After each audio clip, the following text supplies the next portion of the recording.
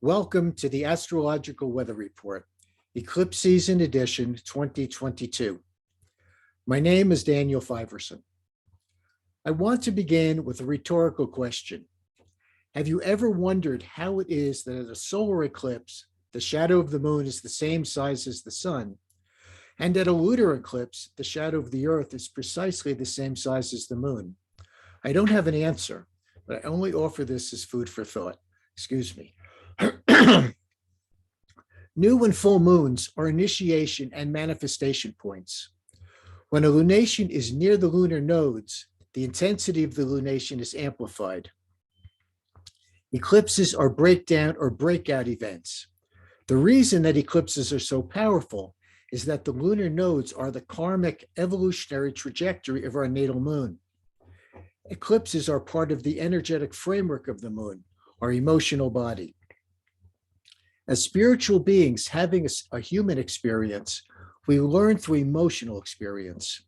They are the pressure valves. Eclipses are the pressure valves that release unresolved energies, crises that catalyze awareness and personal growth.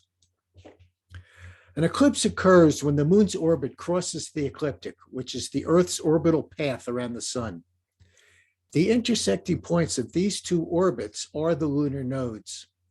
As a point of reference, it's necessary to state that each of the planets also has a pair of nodes where its orbit intersects the ecliptic.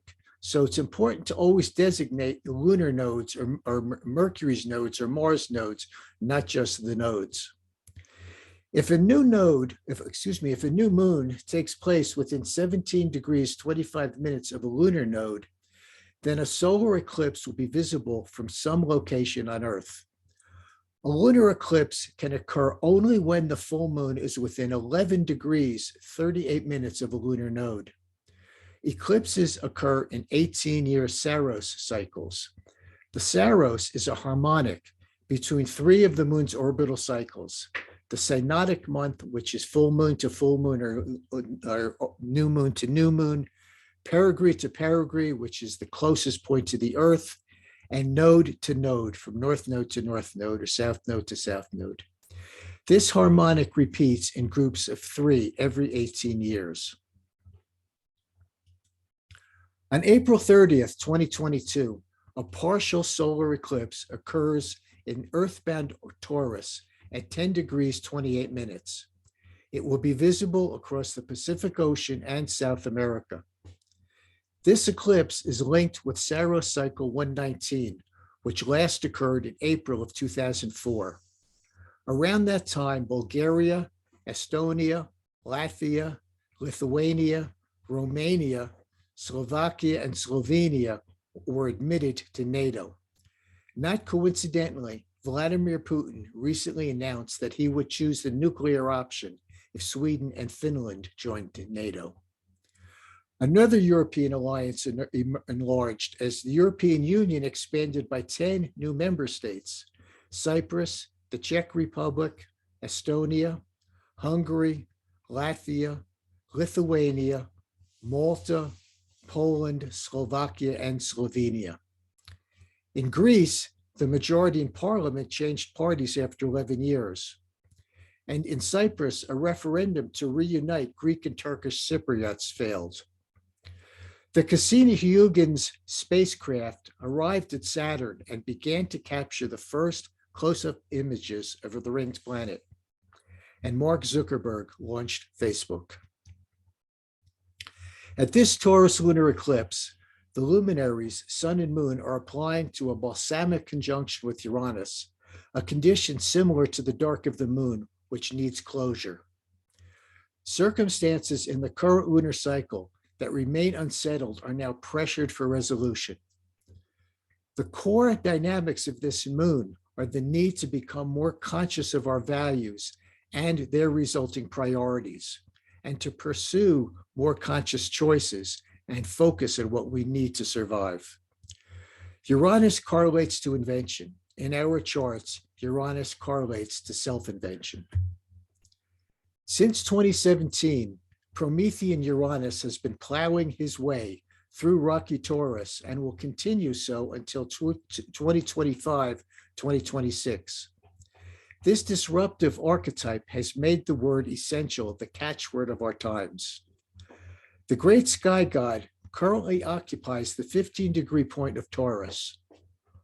The 15-degree point of each fixed sign can be a challenge, as primary energy is required to begin the change from one element to another.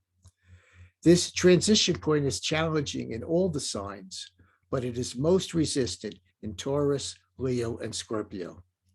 This is the epimethean expression of Uranus, wanting things to change by going back to the way things used to be. There has been a tug of war between Prometheus and his brother Epimetheus, living life in the rearview mirror.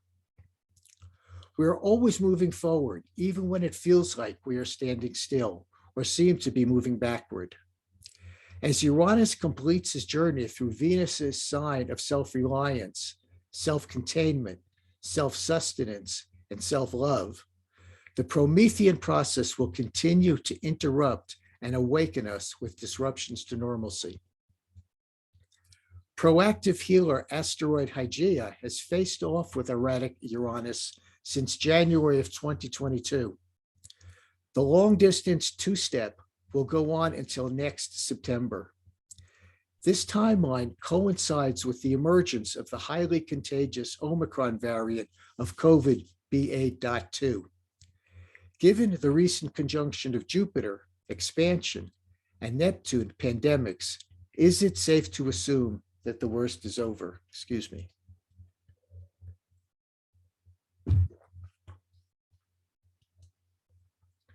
Saturn expresses an independent attitude as he transits Aquarius, the sign ruled by Uranus. The Lord of Time is upending circumstances that have become crystallized and hardened. At the eclipse, Saturn is closely aligned with asteroid Vesta, embracing a sacred commitment to self and a personal, often idiosyncratic authenticity so widely evident in the behavior in the world around us. Saturn is in crisis mode as it squares the lunar nodes.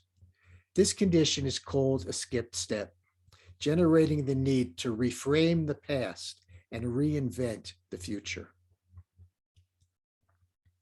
Sensuous Venus in Pisces rules the Taurus solar eclipse. The amorous one is in a partile, exact conjunction with Jupiter, only days after the formidable meetup with Earthshaker Neptune. The senses overflow with dreams, visions, intuitions, daydreams, fantasies, illusions, and delusions. Boundaries are crossed, egos expand, power is expressed boldly without remorse. The goddess of love is the current ruler of the lunar north node, formatting our individual and collective values and priorities into our intentions for the future. Venus and Mars conjoined twice this year, the first time in Capricorn, structure, and then again when Venus was in interruptive Aquarius in the retrograde cycle. Retrogrades are intensification and amplification of the archetype. When the lunar nodes entered Taurus and Scorpio in January of this year, Venus was retrograde. We have been presented with circumstances that compel revisiting and re-examining our current values and their priorities, which we hand off to Mars to act upon as our conscious choices. These archetypal dynamics are generating a plethora of relationship resets. Some relationships have addressed unresolved issues. Others have dissolved. Because the lunar north node was in a retrograde condition at the onset of the transit, the entire transit will hold that retrograde archetype. Two celestial bodies occupy 0 degrees of their sign. Mercury ingresses his native Gemini. Pallas Athene enters Venusian Taurus. The 0 degree of any sign is its most archetypally saturated point. Compared to a palette of paint, it would be pure crimson red with no hint of blue or yellow. Mercury is relatively orphaned, with no aspects to the inner planets. It makes only aspects to Saturn, Pluto, and asteroids Astraea and Juno. In his native sign of Gemini, this suggests a proliferation of ideas and opinions anchored in personal truth. The rational lower mind struggles with mental octave transformer asteroid Pallas Athene to ground current thinking in what is truly essential for well-being.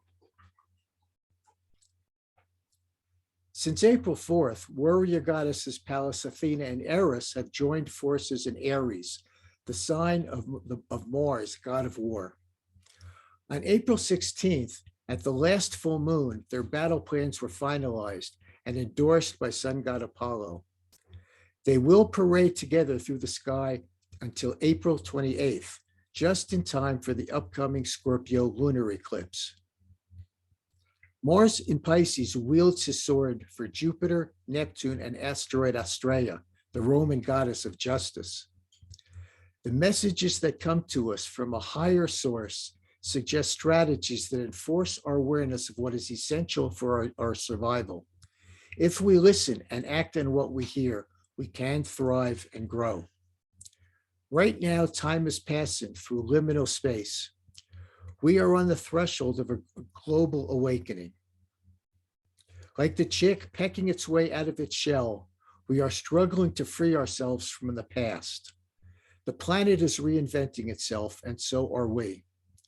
The circumstances and crises of the last couple of years have triggered recognition of what is necessary for our survival on all levels, individually and collectively, emotionally, mentally, physically, and spiritually. The world we left behind is not coming back. Our only option is to go forward.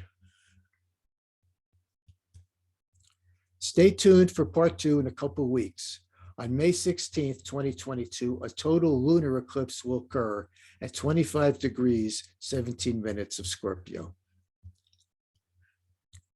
An astrology reading can reveal new perspectives and can change your life. It can help you find your purpose and live with passion. This is how you can reach me. Thank you so much for tuning in. Namaste.